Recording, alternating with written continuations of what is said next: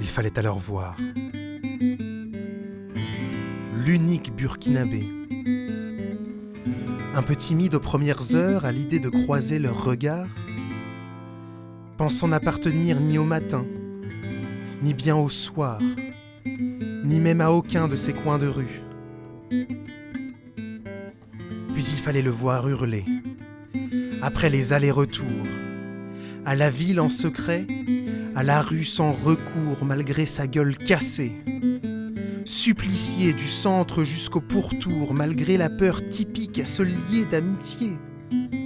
Il fallait le voir, encourager ces stars faisant vivre le quartier comme si lui-même ne venait pas d'ici, comme si lui-même avait compris que cette terre pouvait être le berceau des génies de demain et qu'il n'y avait pas besoin de s'en éloigner pour en admirer l'unicité.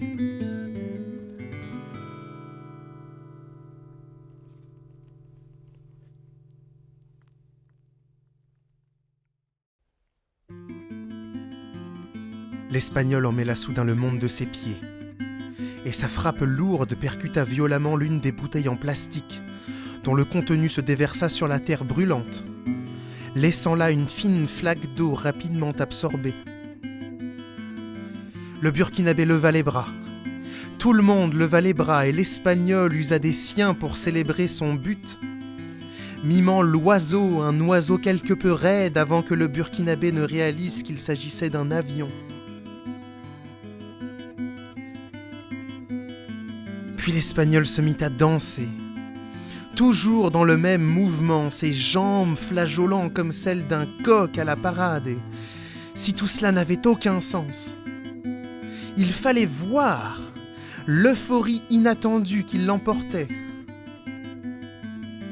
L'Espagnol apparut fier, bien sûr, prenant tout le temps de gesticuler devant la grille du petit café de la place maintenant secouée à pleine main. Mais il était trop en transe pour deviner que personne ne l'y avait rejoint.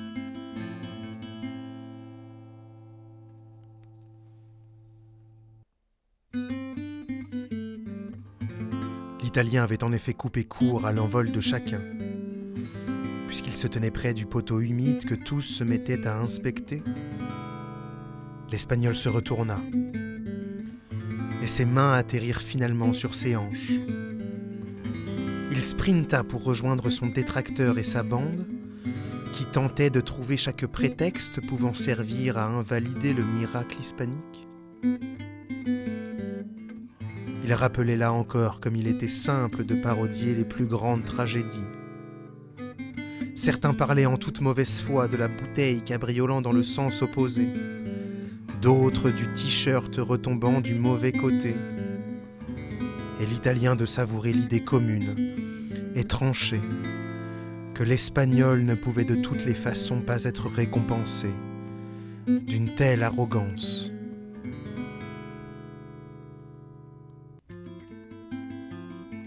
La joie du Burkinabé s'était transformée en une colère saine devant l'injustice flagrante. Il connaissait bien l'arrogance, tantôt la sienne puis celle des autres, et celle de l'Espagnol ne l'avait pas autant bousculé.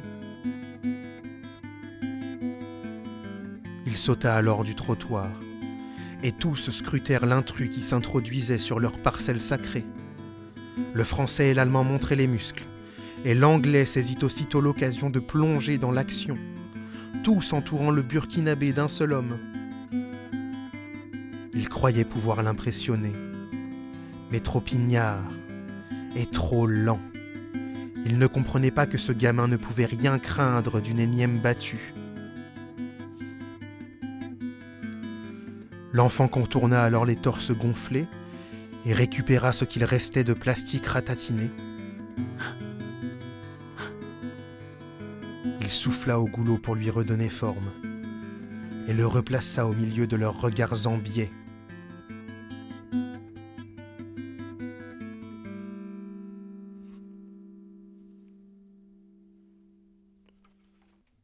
On joue. Je fais gardien. Les autres se mirent à rire, les corps relâchant toute la tension qu'ils avaient subitement accumulée. L'Espagnol riait aussi. Personne n'est gardien ici, petit.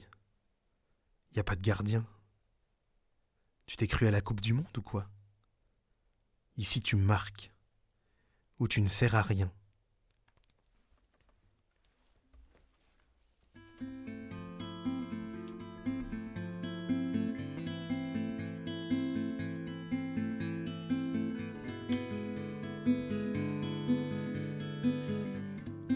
Peut-être c'est vrai, l'Espagnol était quelque peu arrogant. Cette assurance à prendre la parole, ce qu'il avait pu exprimer par le corps et qui venait d'être nié par le reste du groupe, c'était flagrant. Le Burkinabé avait appris de sa propre certitude à finir seul jusqu'à la fin de ses jours, qu'il ne faut jamais avoir la prétention de se penser le meilleur. Ou alors se savoir le meilleur, mais ne jamais le dire, pas même le chuchoter, au risque de se voir, dans le cas contraire, toujours accusé de mentir, de tricher. Tricheur.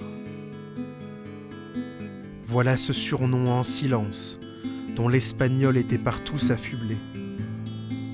Et le Burkinabé d'avoir été violent, d'avoir été voleur, ne pouvait pas s'imaginer triompher d'être tricheur, alors il le laissa parler. Il le laissa se saborder pour mieux marquer son territoire. Je me souviens même avoir vu l'enfant s'avancer vers son adversaire, fort d'une confiance nouvelle, comme s'il lui serait agréable d'être pour une fois battu par la grâce et le talent d'un autre, d'être cette fois si joliment frappé. Penalty. Comme à la Coupe du Monde. Je veux que tu choisisses un côté et que tu frappes de toutes tes forces. Si je l'arrête, je joue. Et si tu marques, je m'en vais.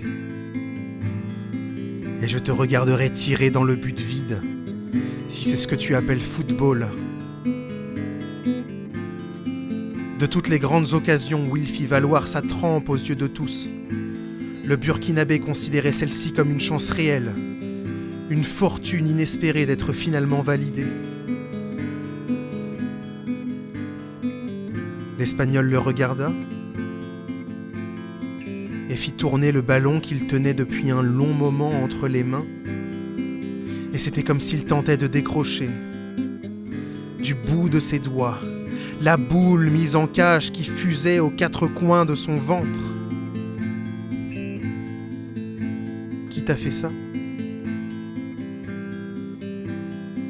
Les cicatrices partout sur ton visage. Qui t'a fait ça?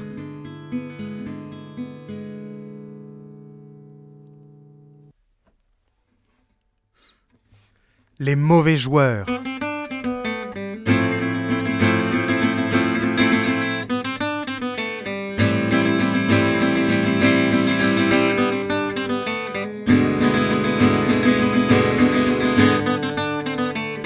L'enfant se plaça devant une ligne qu'il s'était figurée. Cette séparation que toutes les nationalités avaient pour but de traverser. Incertain quant à sa force de leur refuser le passage, le Burkinabé savait également qu'il tenait là son unique chance d'obtenir un passeport précieux. Un passeport capable de briser toutes les frontières le séparant du reste du monde. Il pourrait ainsi côtoyer tout ce que ce dernier contenait de différence, de richesse, de fierté, y ajouter les siennes, faire équipe. L'Espagnol plaça le ballon sur une frontière semblable, espérant lui la forcer à la vitesse du son. Il voulait la franchir et être vu, ne plus s'en cacher. Il prit quelques pas d'élan, avant de les parcourir dans l'autre sens sans lâcher des yeux le petit Burkinabé. La balle sortit de son pied, et le bruit éclatant de l'impact souleva le silence de la terre entière. La balle se déforma. Elle heurta la main du Burkinabé, sans qu'il ne sache par quel miracle il avait réussi à la détourner. La douleur le laissa sur place, sans qu'il ne puisse plus bouger, ses dents mordant le sable qui s'était introduit sur sa langue. Et la balle, elle, avait fracassé l'autre bouteille, de l'autre côté du but, qui là encore s'était vidée en un instant.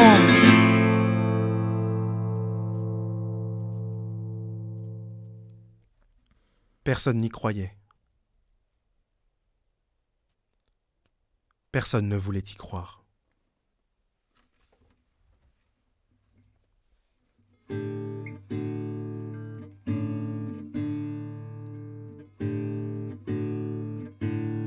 Personne ne protesta.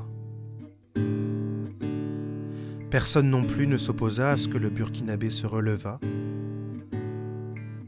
à ce qu'il ramassât la balle entre ses mains, puisqu'il semblait que c'était à son tour de la tenir et d'en faire quelque chose. Il relança la balle et ils se remirent à jouer. L'Espagnol dribbla l'Italien, le Français et l'Allemand, l'Anglais. Et le Burkinabé ajouta son nom à la liste des étoiles brodées d'or susceptibles un jour de briller. Voilà la seule vérité à laquelle il décida de se raccrocher.